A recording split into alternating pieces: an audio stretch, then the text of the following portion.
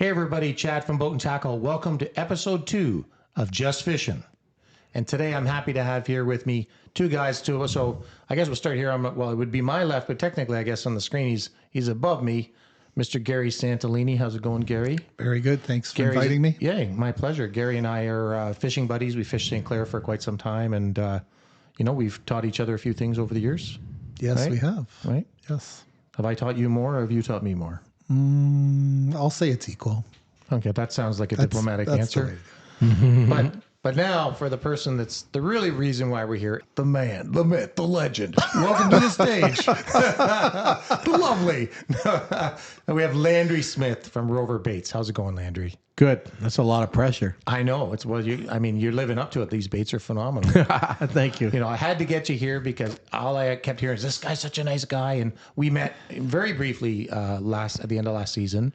I was bringing my boat in, and was I by myself? I don't know why I was having such a hard time, but I was bringing the boat in, and you had it wedged on one of the rails or something. Oh. Maybe the trailer wasn't deep enough. Maybe that's what it was. And rookie mistake. Yeah. So Murphy's Law. Yeah. So Landry came along. He's like, "Oh, I'll give you a hand," and he reached over just to push me off of the edge of the rail that I was stuck on, and he took a dump in the water in the middle of November. And it was awesome. Yes. So thank you so much. What a great way to meet you. He truly is a nice guy. He'll jump in the water for you if you need it. Anyways, thank you for coming.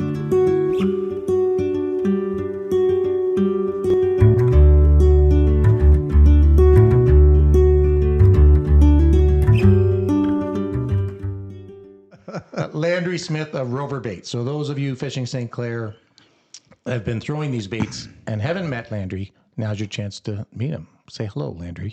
Thanks for having me. Hey, I really appreciate it. I'm excited because for me, I've been wanting to throw these baits for a while.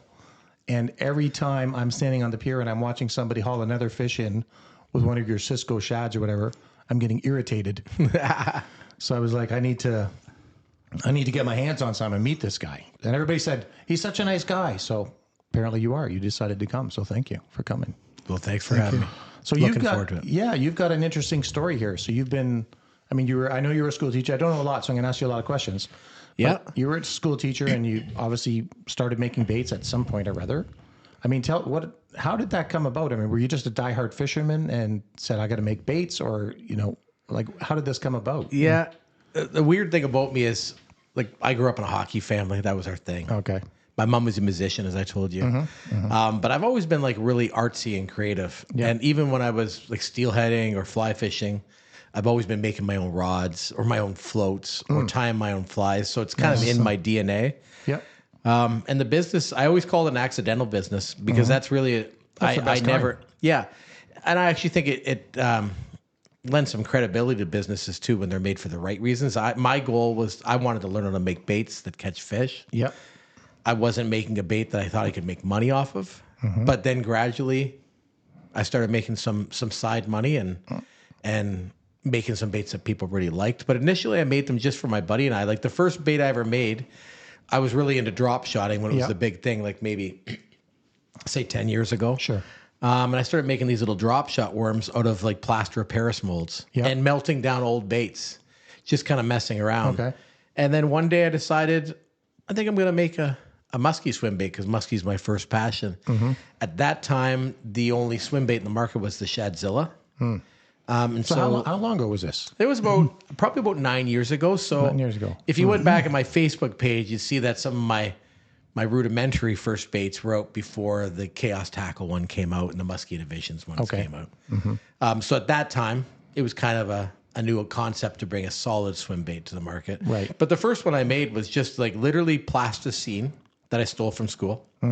And just shaped it. You shouldn't admit that, probably. I know. Maybe it chased me down for that. And I just basically put it inside a Tupperware box. Okay. And then poured plaster of Paris around it and coated it with Mod Podge. Okay.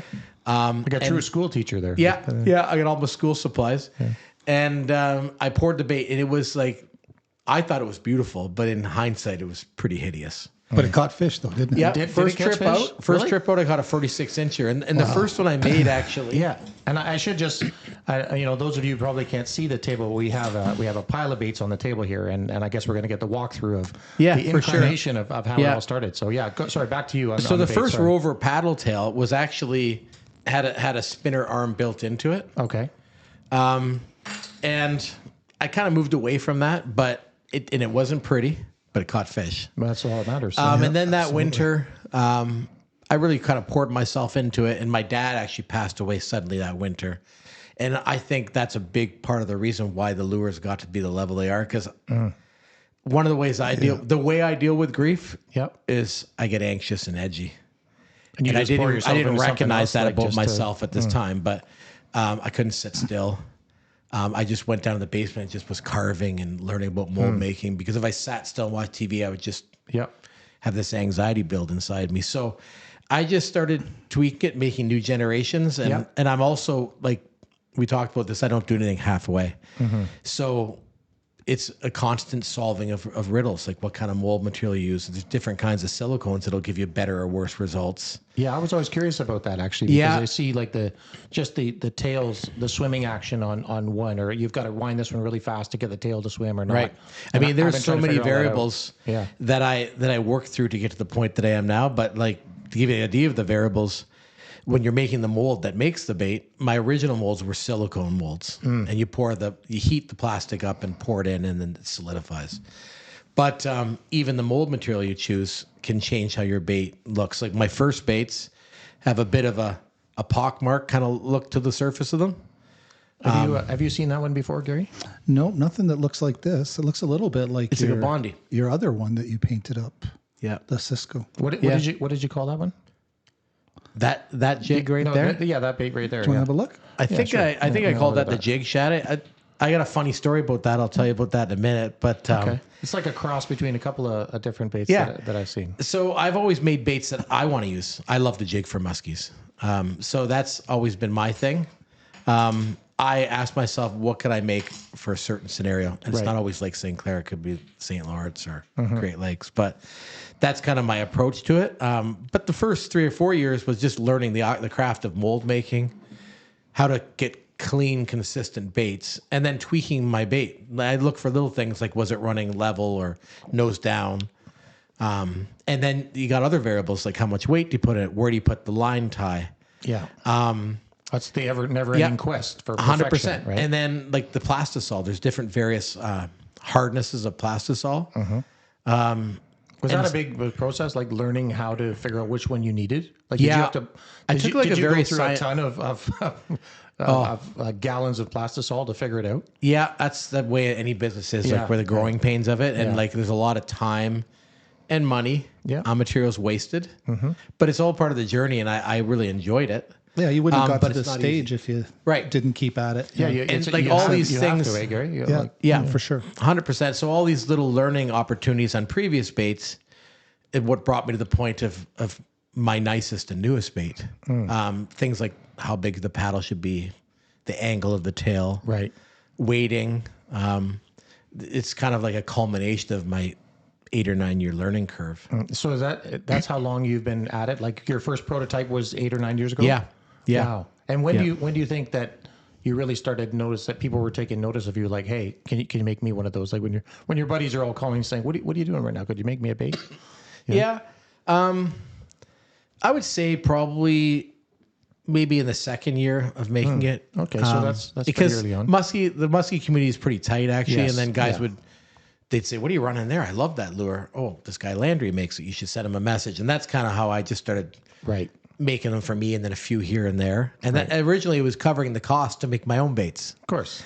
I actually have a buddy down there. You probably know Dwayne. He's been buying them for a while. Yeah. He showed up with them maybe 5 years ago, and they were still off the radar because not too many people were throwing them. Absolutely. And Yeah. then he was catching fish, and he has a black one of yours, and he was catching fish at night, and so start looking at them and saying, there's something to these baits. So Yeah, I would say I probably saw my first one maybe 3 years ago. I would say something like that. And just the last 2 years specifically, like I said, standing on the pier, I've been getting irritated because every time I turn around, somebody beside me is throwing one of them, and there's another fish on. I'm like getting skunked for the whole day. And we're all on that boat. And then that you one some- fell yeah. under the radar.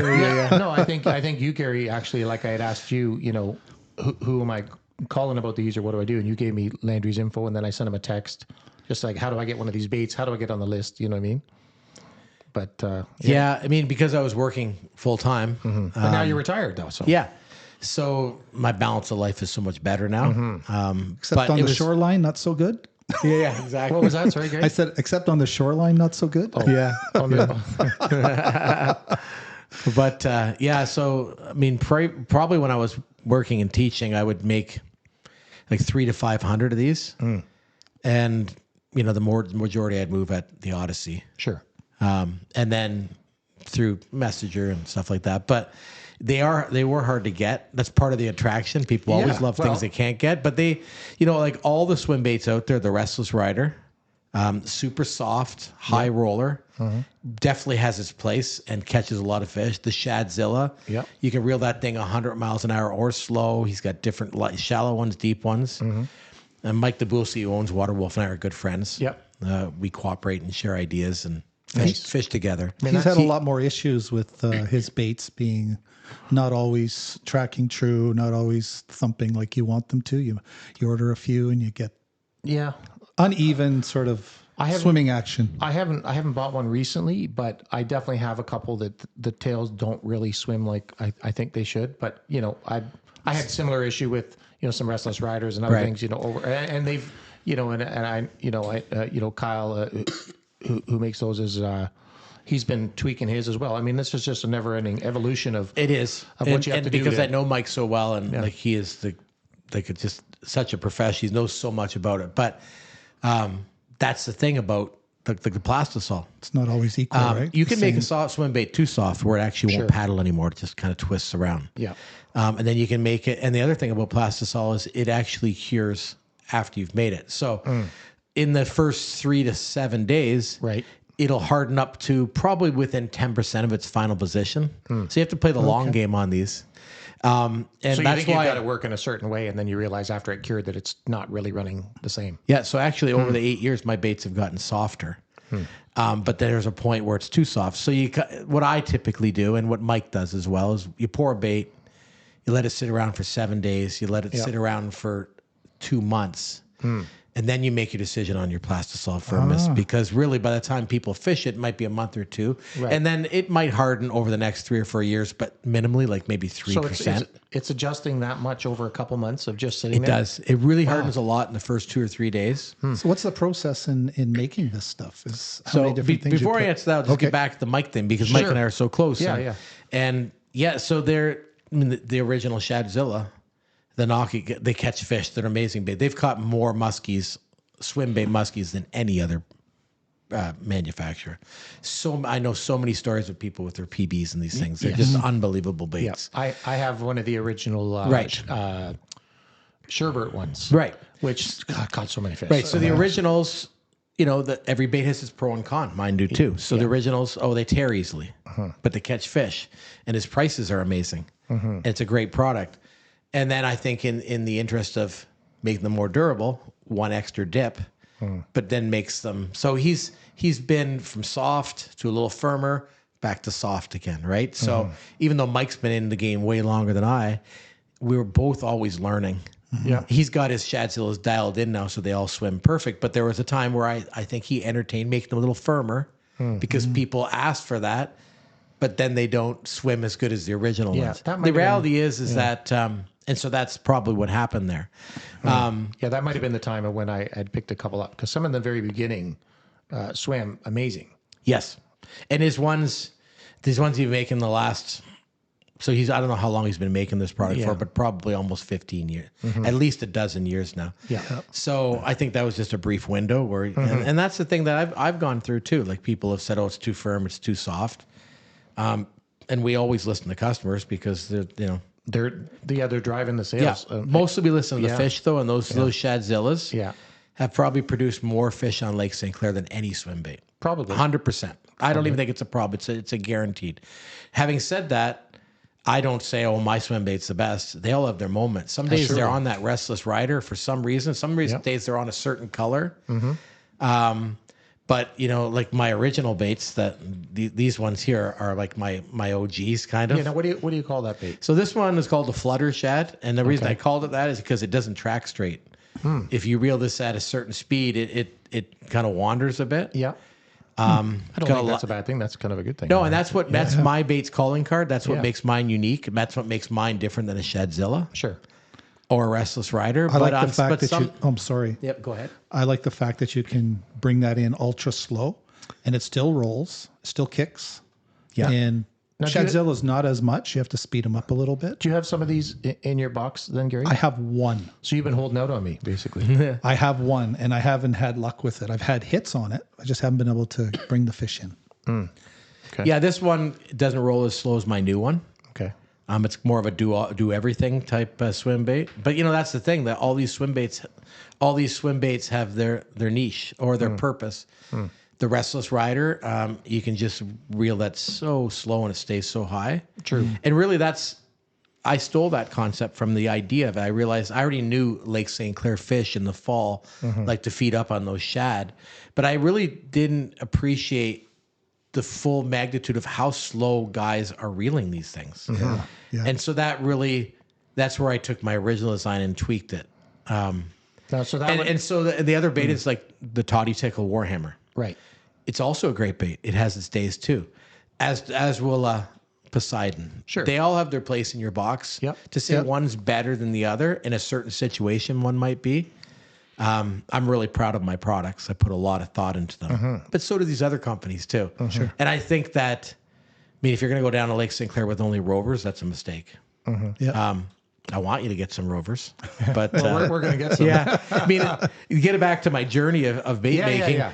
So you started with the. I started with these ones, and this is the bigger one. I call that the Mega Shad. Okay. The guys in the St. Lawrence and Georgian Bay, and they just love this bait. What is that, like 13 inches? It's 12 inches, Okay. 11 ounces. It's a bear to throw all day.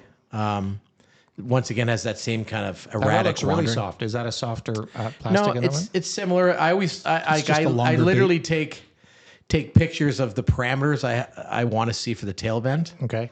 I take like a really scientific approach to it. Okay.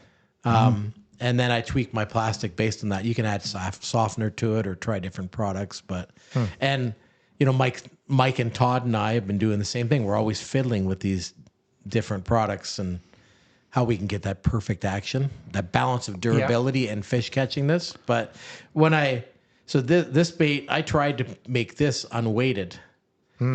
So I could slow roll it really high. What would the weight of that be like as it sits right now? This is 6 ounces, and then inside the lead is 1.4 ounces. So I tried to go to 7.5. Yeah. The whole weight is 6. Actually. Sorry. Gotcha. Right, but I tried to pour a harness that was not weighted. It didn't run well.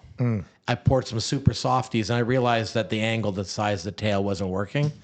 So I made this, which actually runs really well, but it's so fiddly to make, and it sometimes rolls. So this is like what is that? This is just a slightly different swim bait that'll swim super slow, and that is a resin head. It's light as a feather.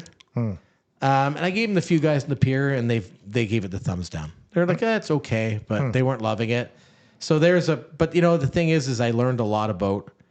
So you don't make that. You don't still make that one. That was just a test pilot. Right. So I learned a lot about tail size, tail angle from this. Even though it didn't end up being a winner, it brought me closer to my new bait. Yeah, absolutely. I'll pass that to Gary, and you can see it's super light. Now, and then that reminds me a what did you lot say you of called that? Yeah. What is that called? Sorry. That bait? Yeah. Or what was it called? Or did you have? I don't even know if I named it. It's actually a pretty good jerk bait. Looks great. My buddy Ben and I were on the opener on the Detroit 2 springs ago, and he got a 44 on that, just ripping it like a jerk bait. Yeah. Nice. This reminds me of the bait you'd see like in Finland or Denmark, or not Denmark, Sweden. So I got the slot in the belly, so you can add hooks to it, right? And you can actually that spears on, so you can actually just pull her. You can replace the whole body on it. Okay. And then I love the jig muskies, so I did the same version with a lead head.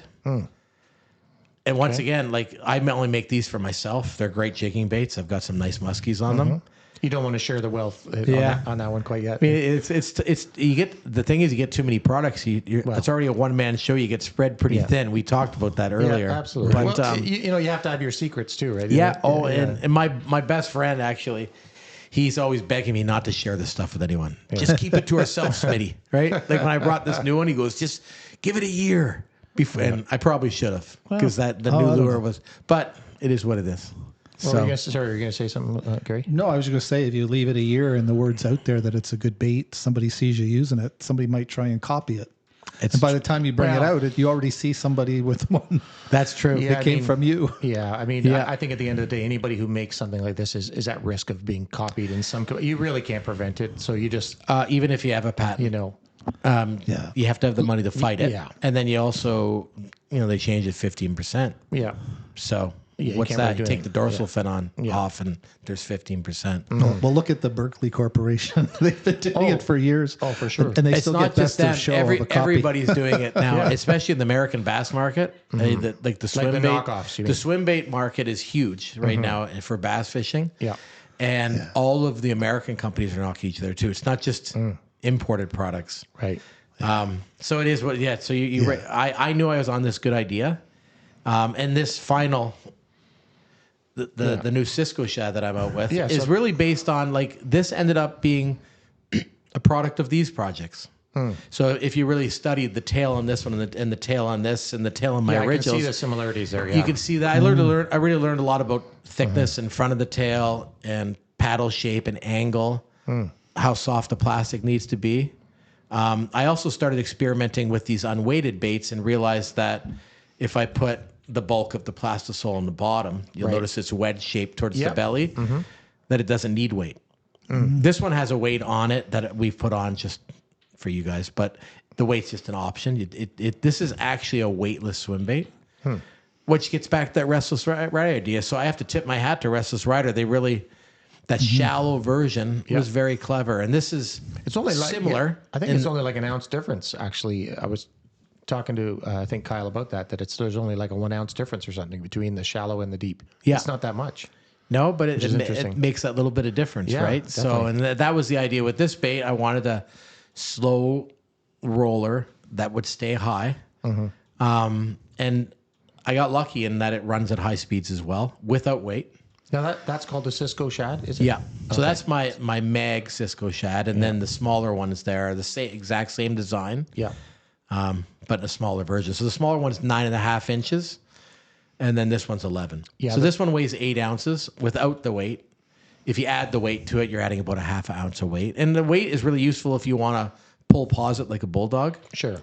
But in general, you don't need the weight to fish this bait. And is it swimming when it's dropping or you're pulling it like fast, slow? Is that tail moving no matter what? Is it thumping along? Getting back to that whole plastisol adjustment thing, right. I've got I keep logs of what the curve. So when the curve's just right like that one, if you put that front weight on and you fish it like a bulldog with a pull and a pause, it will quarter down at 45-degree angle and kick all the way down. So it's going to be a great pull pause bait too. A lot of guys fish swim baits like that. A lot of guys never reel their swim baits straight. Yeah, I don't really know. I think I'm probably more steady on my retrieve. Probably. I don't know about you, Gary. When when I'm not catching fish, I change it up. Well, no, that's for sure. When you're not catching in the dirty water, like the fall when the shad are gathered and the river most, then I think that slow, steady retrieve is the ticket. But in the summer, like a pounder bulldog ripped out in the lake is a great bait. And so is a swim bait ripped. They're a little more aggressive. The water's not as dirty. Right. But that's kind of how this bait came about.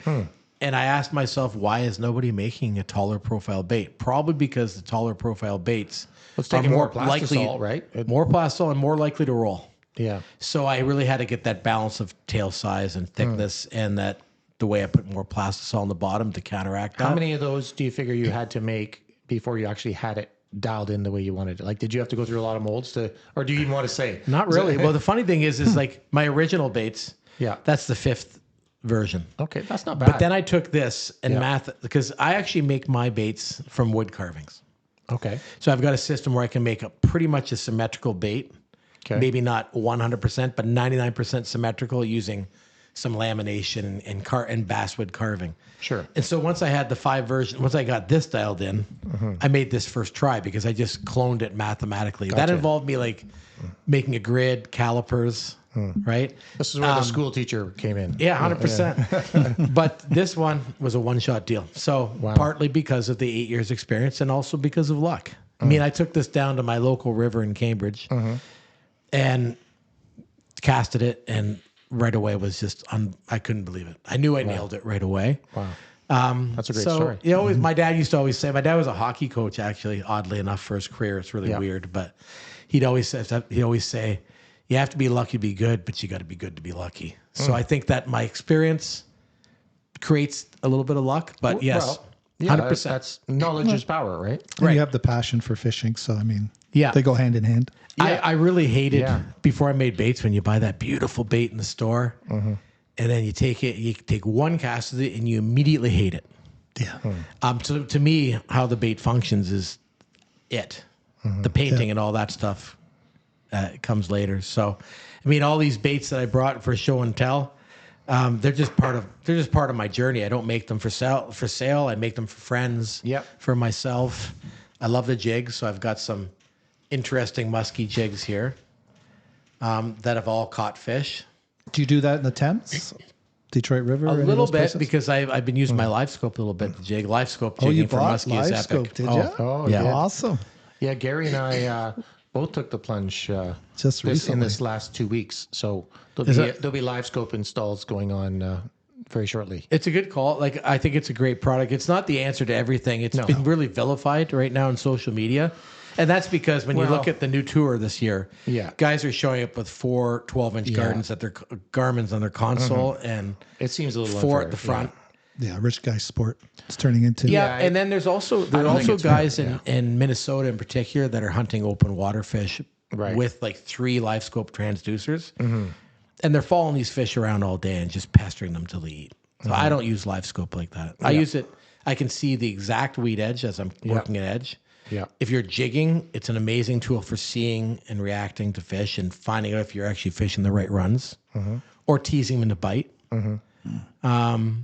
But it's not like it's not as evil as people make it out to be. I do think that having 3 or 4 transducers and driving around for 2 hours before you cast is not fishing. But no, that doesn't do it for me at all. And I do get the comments from the tournament guys and stuff like that. Like you said, if somebody's got crazy sponsors and they can have 4 or 5 graphs and 3 transducers, it doesn't seem fair, from a tournament perspective. No, these guys have like $60,000 of Garmin live scope and screens, and it's a lot. So it has probably gone too far, but it's super, super useful in certain scenarios. You know what? They could if they wanted to change that, they could say every boat can have one. Yeah, everybody has one. When I think they're for a tournament, I don't think that it would be if tournament specifically. Yeah, I don't think it would be unreasonable to put an expectation like that on boats so that it's relatively even playing field. Yeah, it might end up going that way, but it's the hot topic right now on the internet. I mean, people. Yeah. We should have done a whole podcast on that. Probably. Yeah, you could. I mean, I really like it. I don't use it every time I'm out, but I use it in certain situations. Like I found it wasn't overly useful for me for vertical jigging walleyes in Detroit or the St. Clair River. Right. What I find was that the walleyes hold so tight at the bottom, you couldn't necessarily see them. You'd see them pop up and bite your jig. Sure. But I would feel it at the same time anyhow, so it didn't really... It just became fish TV. There's really... I just ended up clicking it back out of the water and not using it because I don't think you need it. There's already a ton of fish in the river at that time of year anyhow. That's true, yeah. So, but night casting crankbaits for walleye, unbelievable. Really? It's an amazing tool. What about musky fishing?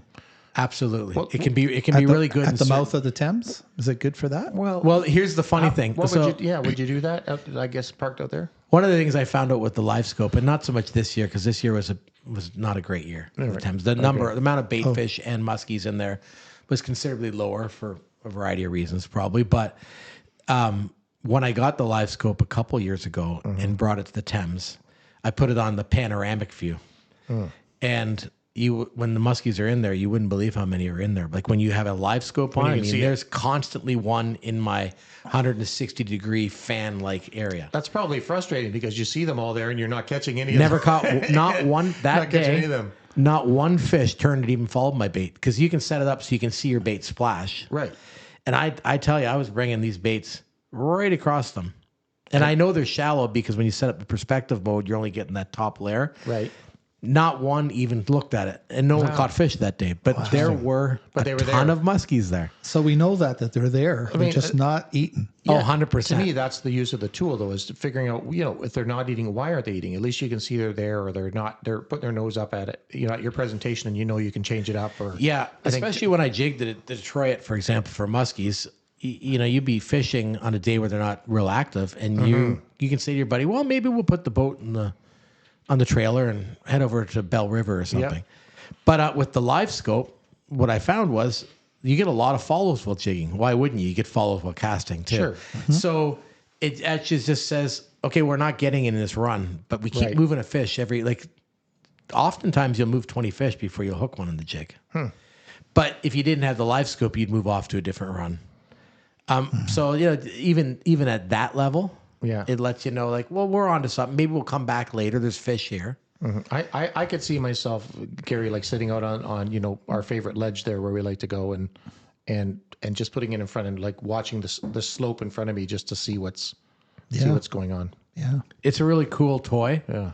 But it's just a tool at the end of the day. You still got to be a good fisherman, 100%. Yeah. So I really do enjoy using it, although I don't use it every fishing trip. I use it for certain scenarios. Mm-hmm. But so that's kind of how my business accidentally became a business. Yeah. So let's talk about that a bit more. So you retired a year ago, you said? Yep. How long did you teach? 31 years. Wow. And what was your specialty? I was an elementary teacher, so I mostly taught grade 6 core. Okay. But I taught kindergarten for 3 years. So when you say core, you're talking like English, math, the basics? Like a homeroom teacher type thing. Oh, gotcha. Yeah. Okay. Pretty much when you're teaching grade 6, for most schools are set up that you're pretty much with the kids all day. So you're kind of a jack of all trades, but master of none. So you were teaching the 6-year-old, or grade 6, pardon me. Yeah. Through the day, and then pouring baits at night and trying to master your... and it was a big juggling act because first and foremost, I'm a dad and a husband, right? Sure. So I have a really good wife. Yeah. Do you have a lot of, you have a few kids? I have 2 kids. They're 23 and 21 now. Okay. So the funny thing is... Have they left the nest? Yeah. My 21-year-old's still home. He's doing an apprenticeship right now as a machinist. And my daughter is working for KPMG in Waterloo. So she's out of the nest. Yeah. And... for a while I was making these baits when my kids were still young teenagers, and I got to get them to hockey and look after house stuff. So it's there's a real juggling act. So it's nice that I'm retired now, that I can just, and I get up and have a coffee in the morning, and it takes me about an hour and a half to get out of the house now that I'm retired. I don't know if you find that. I don't rush in the morning. It takes me even more. Does it? Yeah. I usually wait till I hear the door shut and my wife's left before I come downstairs, because I like my own little space. Yeah. I just told her that this week. She didn't love that, but I have a coffee, and it won't be the only time you're in trouble with it. No kidding. So, and then I go over to my shop and work for 2 to 6 hours, whatever I got going that day. Yeah. And my shop is actually at my mom's property, which is 2 kilometers from my house. Okay. She's got a really old, 110-year-old home and a separate garage. Yep. And I just invested in improved heat and electricity out there. So next year I'll be able to make baits during the cold weather. Yeah. Because that was really, I make the baits to support my fishing addiction too. And then it's a battle because now I got to make baits instead of fish. But is that how you were able to afford the forward-facing sonar? 100%. 100%. It buys my toys. He's got a serious fishing addiction, clearly. He's going to make a lot of baits now. Exactly. Yeah, I like that. So, I got a pretty good setup now. It's just more so a balancing act between enjoying my retirement. How much fishing do you want to be able to do, right? That's the question. Yeah. And so I'm kind of at a crossroads here I'm not sure where my business is going to head size-wise, but there's a lot of interest in new baits, and I'm honored that people like them. Wow. And I love... And running the business, one of the very best things about it is getting to know so many people. My buddy and I were kind of like little hermit musky fishermen, just an island unto our own. Yep. And now I just know so many people. And that's just as much fun. Like we go down to Lake St. Clair, I'll stay for a few days, and I end up going out with half a dozen people for some beers after. And I love when people send pictures of fish that are caught on my baits. It's got to be gratifying. Awesome. That's the best advertising you have right there. And I tell you, the other thing I always tell people is, prior to having my business, and I think it's a younger guy thing too. I thought I was a pretty damn good musky fisherman. Okay. Like if people would ask me 10 years ago, I'd say I'd probably in the top 3 or 4%. But once you run a business and you connect with so many people, you realize I'm very mediocre. Yeah. I'm very like there are guys their whole life is musky fishing, and their amount of hours in the water in 1 year is equal to 10 years for me as a weekend warrior. So it was humbling. That's part of an older age thing, I think. I think that, right, guys, and when you're young, you're a little bit more worried about maybe? cocky. So that's been really humbling. A lot of people like to share things with you when you own a bait business too, which is nice. I think it's good, to fish with people that are ultimately are better fishermen than you, or sports or anything really. Anytime you can do anything with somebody that has more insight than you, you're going to learn. You're going to pick up some stuff. And if you're a learner, I mean, it's a win-win. I think you've probably taught me a few things, Gary. Although I might have taught you a couple of things this year because I know you had a tough year. I had a horrible year. Yeah, but so did everyone. It was it was a tough year. It was a brutal. I don't know what was going on. Well, I remember you, Landry. You came down for that 3 days, and I don't think you got a sniff. No, but like I literally, think Tommy caught one. Secrets now. Yeah, almost. Yeah, no, but 100%. realistic. It was tough. Yeah.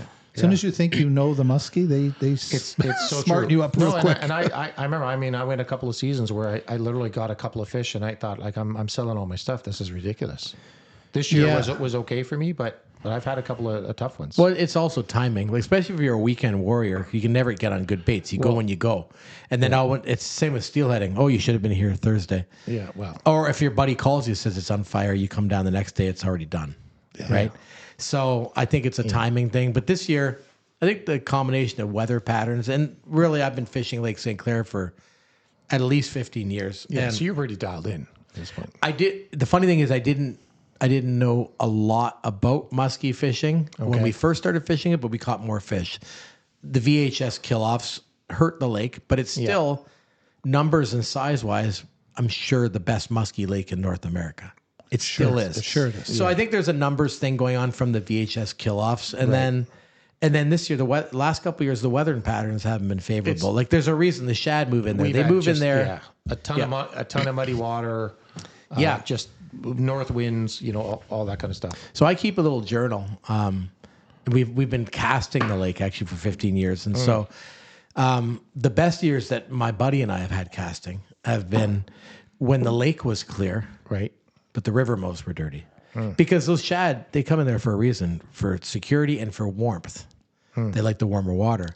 This year, there's really, and it's been so windy the last couple of falls, there's not as much incentive for the move in. And this year in particular, I noticed that we were having a rough day and we booked it around towards St. Luke's there. Right. It was warmer over there than it was in the Thames. So that probably explains why the shad weren't in there as much and the musky weren't. Yeah, I definitely didn't. I didn't see near as many bait. Like in the past, people are like snagging 12-inch long shad, and I saw like just all small stuff. This year. I mean, usually there's so much bait in there, it's counterproductive.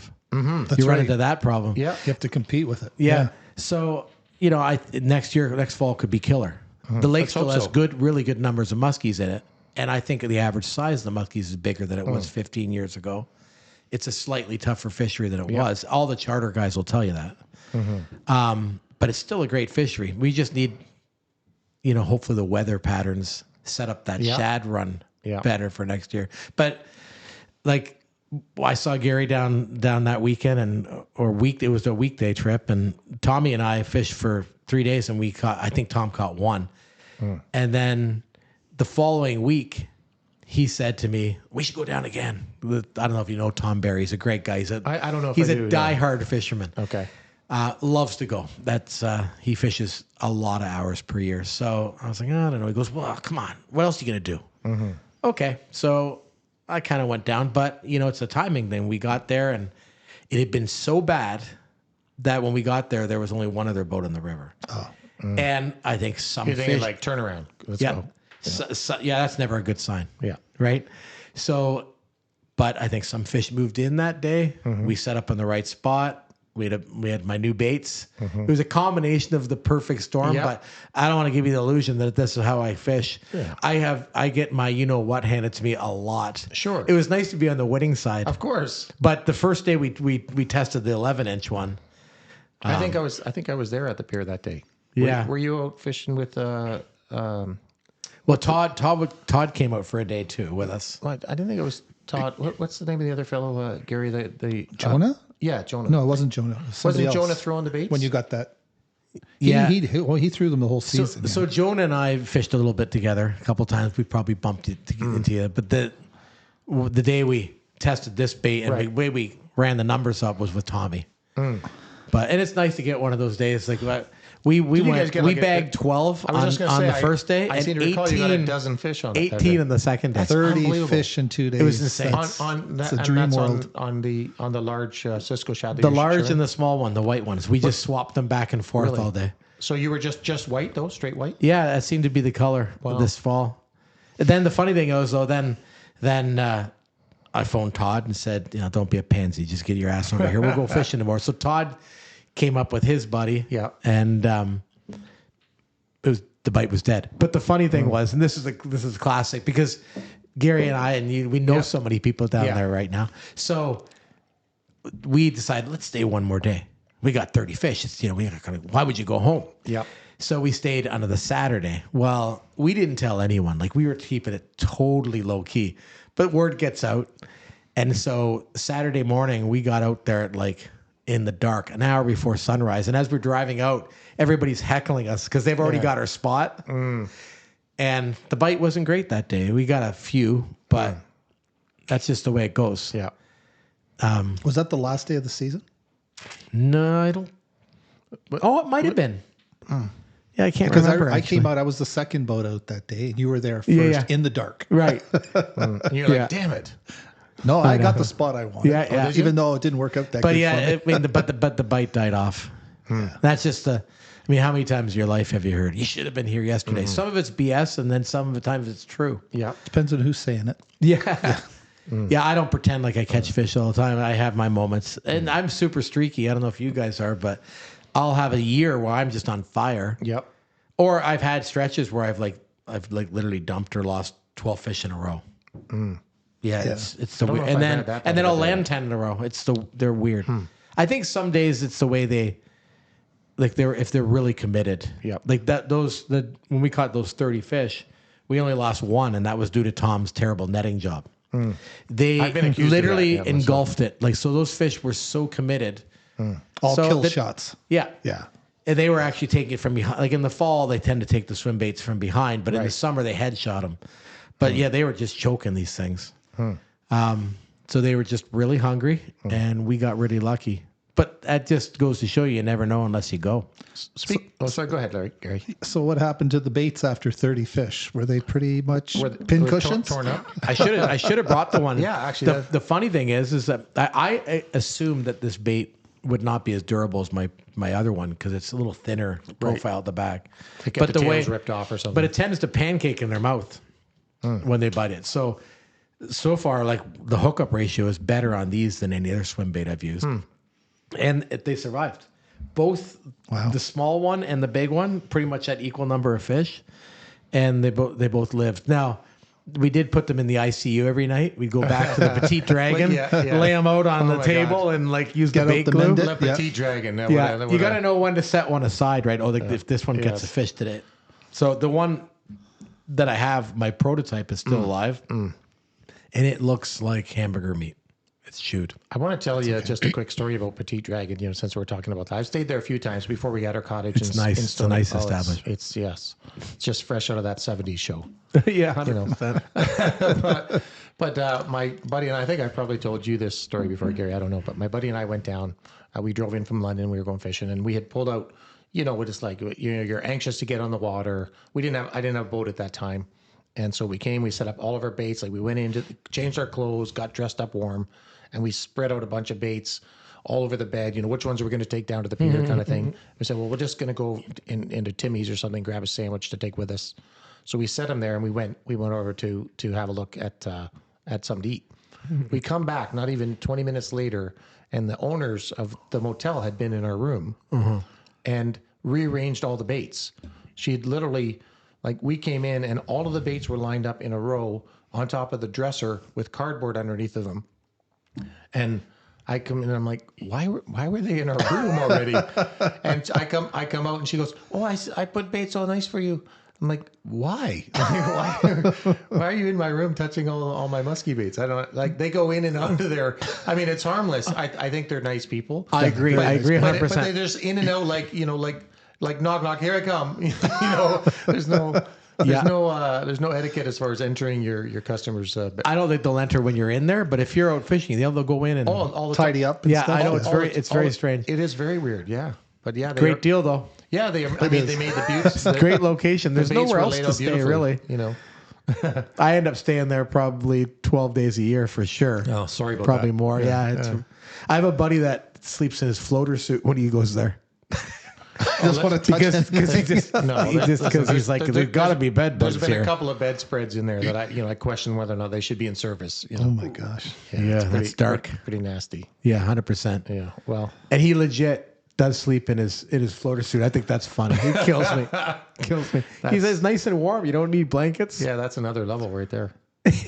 Totally. But again, nice people. The rates are great. Yes, and if you're a musky guy absolutely. and you don't have a place down there, And they look after the boats. They've added like lighting, so it's Yeah, I more think secure. They that's got great, good yeah. plug-in set up. it's a good mom and pop business, right? Yeah. So I wanted to ask you about your Cisco shads because I've seen a couple different colors of them.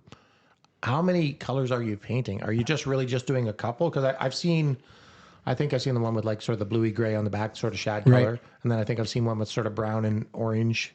I think like how many colors are you painting, or does it just sort of depend on the day? No. What I like for the Odyssey, for example, Yeah. I have my staple colors, which would be the white. People love the white. Yeah. Or the natural shad color, or the shad with like a chartreuse tail. And then things like lemon tail. Yep. Those and the walleye or the sucker or the perch. Those are kind of my bread and butter. And the black But and then- orange, right? And the black and orange, yeah, absolutely. Yeah, I Black definitely and saw. orange. I definitely saw some getting caught on the black and orange. So in the last year. fall, Yeah. I only made 100 of these, just like a test run. And I just limited people to 3 per person. So that way I could get them in as many people's hands and find out if they catch Yeah. fish. And as you know, they took off. But really, I just focused on black and orange, the white, and then shad variations. And I did some chartreuse with black dots, like the I never saw that the one, coach no. dog. So those That's what are you call it, Coach dog? yeah, it's like an old Suic color. Okay. Yeah. And it works surprisingly well. It's a weird thing, but they seem to like that color. So I had a limited color assortment. But this year, like at the Odyssey, I know there's a lot of Lake St. Clair guys that are Yeah. going to line up early. Sure. And I have the Lake St. Clair color, weird colors, because Yeah. they like the weird stuff. Like Wonder Bread, all these odd things that people like. Or I have not caught any fish on a Wonder Bread lure of any kind ever. And there's so many guys that say they love that. I can't do it. I haven't used it enough to say, like, I don't have confidence in it, so I don't use it. Yeah, that's- imagine that you Even Fire Tiger for me, which is odd. Everybody says, "Oh, that's my go-to in my box." I cannot catch a fish on a Fire Tiger lure for my life. Throwing Fire Tiger Sebile all last year, nothing. I don't know why. And It's a great color. I know everybody says it's a great color, but I personally do not catch on Fire Tiger. I don't know why. Colors get hot on Lake St. Clair. It's really weird. Like 15 years ago, the sherbet color was really hot. Yeah. But it seems to have died down, and I thought it was just me. They But don't then like other it people anymore. said, no, it's weird. Yeah, I've thrown it and had nothing, but I keep it in my box because it's just chewed to bits. And I Yeah. just, it's kind of I just have to have it. It's Yeah. got to be I there. don't know, give it 5 years. It might come back. True. It got- the other it got thing is, thrown a lot, is right? it a real thing or is it a self-fulfilling prophecy type thing? Where I mean, when you see someone catch one on a white one, then everyone starts we all- throwing the white one. I mean, right? we all have our confidence baits, right? Oh, yeah. The ones that, I got to have that one, right? But Yeah. what's your confidence bait? Mine? Yeah. I mean, now you Other got than to say Rover today. Well, I haven't used a Rover enough to say it's confidence, but it will be in the future. I'm pretty sure about that. I would say, honestly, it would be some sort of Sebile, just because it was so easy to throw all day long. Yeah, I'll give you that. And it caught me fish. Yeah. And, you can catch 50 fish on that lure and it still holds up. Yeah, they're great baits. Weird. It's a weird bait. It's a but- weird one. It is a weird You bait. know what? When they first started getting popular, I remember there was some guys from the U.S. and I asked them how they were doing. And he says, "Oh, we're having a rough time. We're not catching any." And he said, "Well, how you doing?" And I said, "Well, got 3." And he looked at the Sebile and he says, "You got it on that?" And I said, "Yep." You just He was never so know, right? surprised. Yeah, you never I think know. it fits the bill though, right? That slow, high riding bait. Yeah. Yeah. It's brutal to throw though. It's so slow. It's like, have you ever fished like spy baits, for bass fishing? Oh yeah.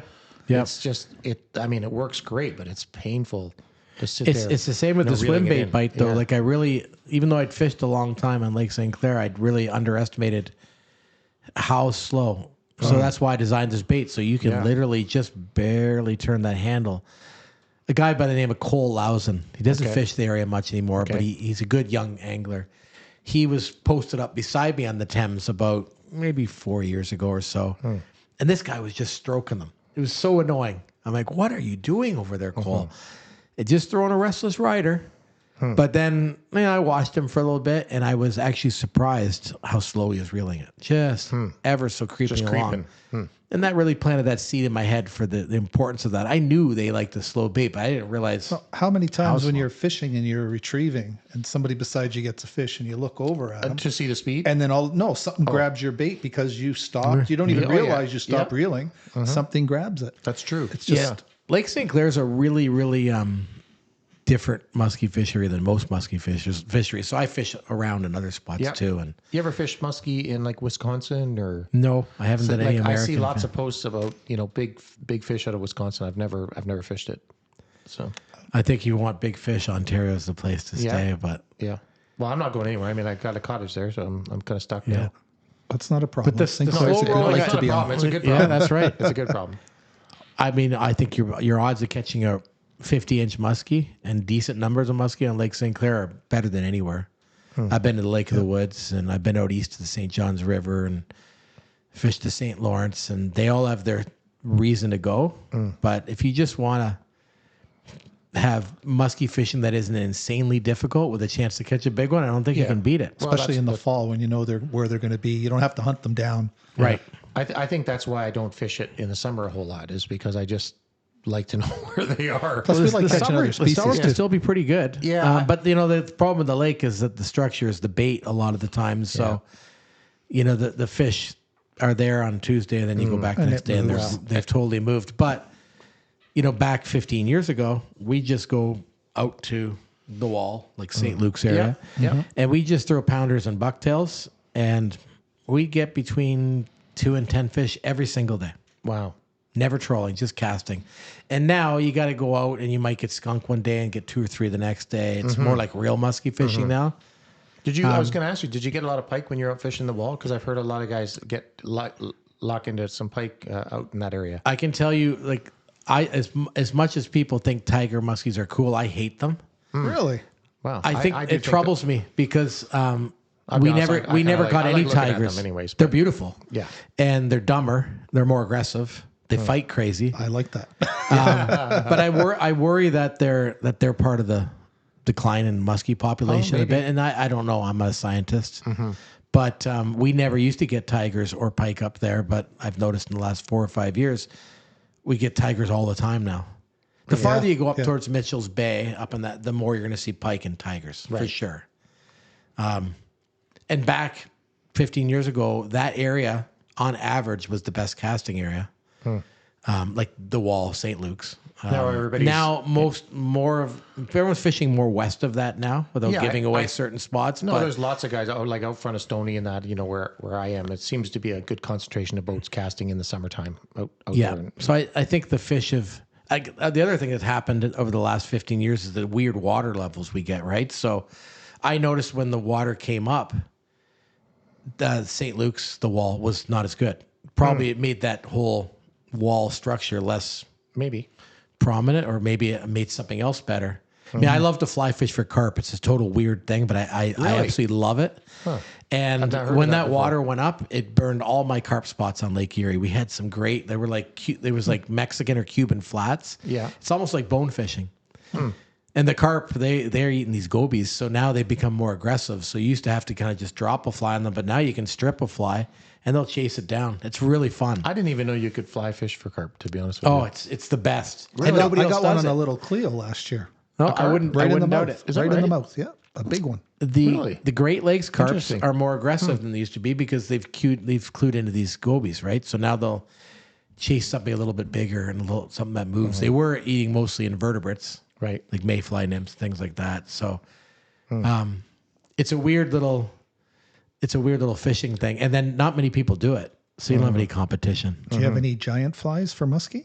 Seen a lot more guys doing that in the last few years. Musk fishing. Have you ever tossed a fly, Gary? No, I don't have the rods for it. No, actually, I don't either. But I'm barely good enough to catch them with traditional tackle. I can't imagine. But there's a few diehards I see out. There's some guy that's been out there this last fall on this like paddleboard thing. The guy's a lunatic. Yeah, I've seen that. I would love. Like, I saw him. The idea of getting a big muskie on a paddleboard or in a kayak. I think that'd be very exciting.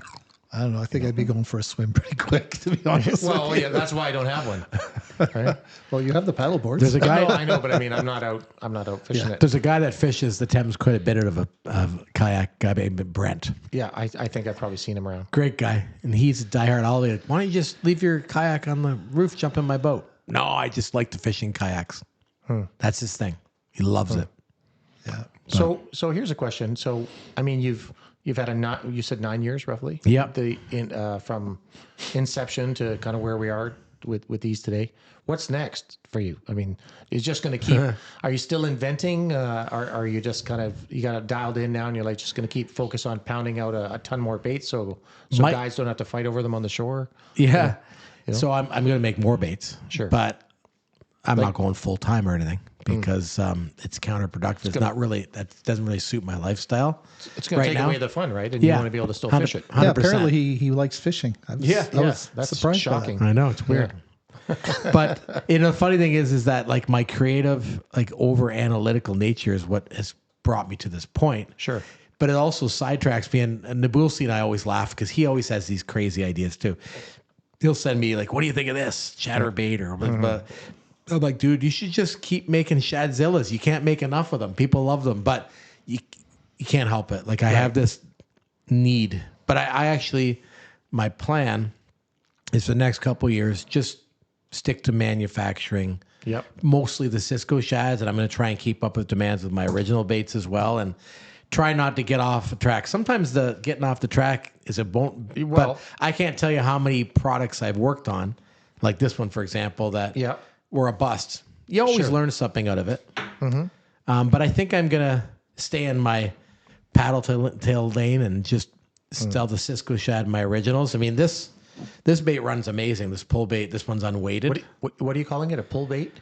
Yeah, it's like a dog style bait. I call it a T-bone because it's kind of like a T shape. Okay.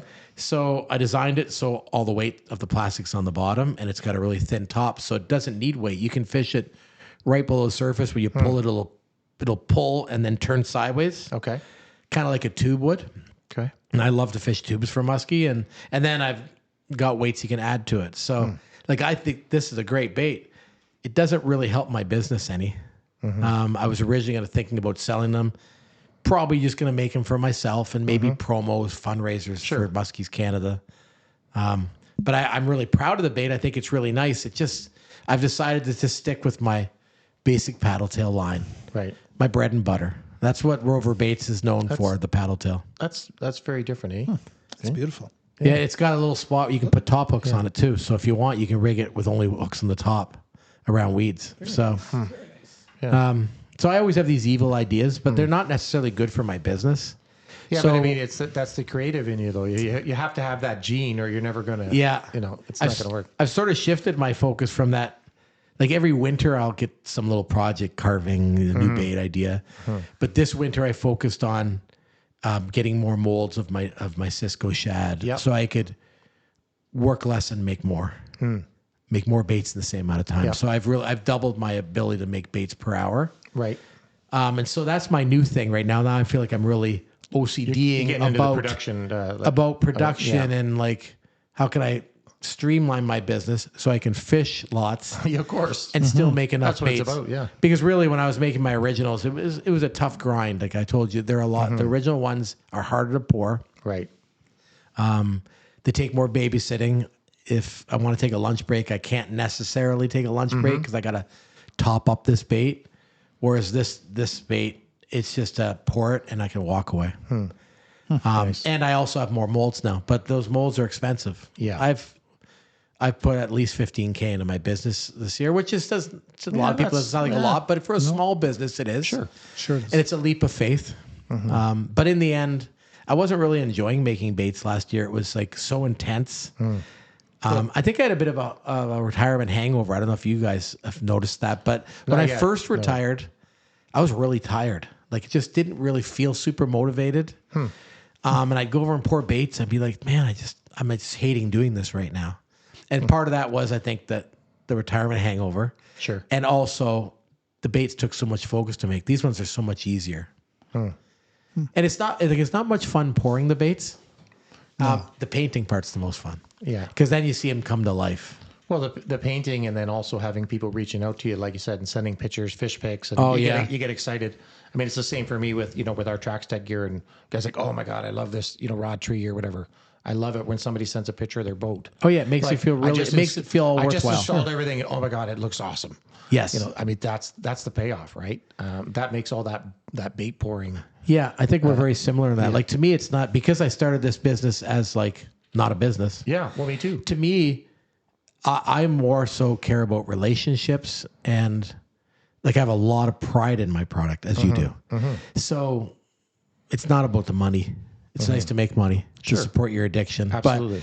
But I really, really take these bait seriously and my reputation seriously. And so when you get letters from people or messages and they've caught a 55 incher, it just makes you feel really good about life.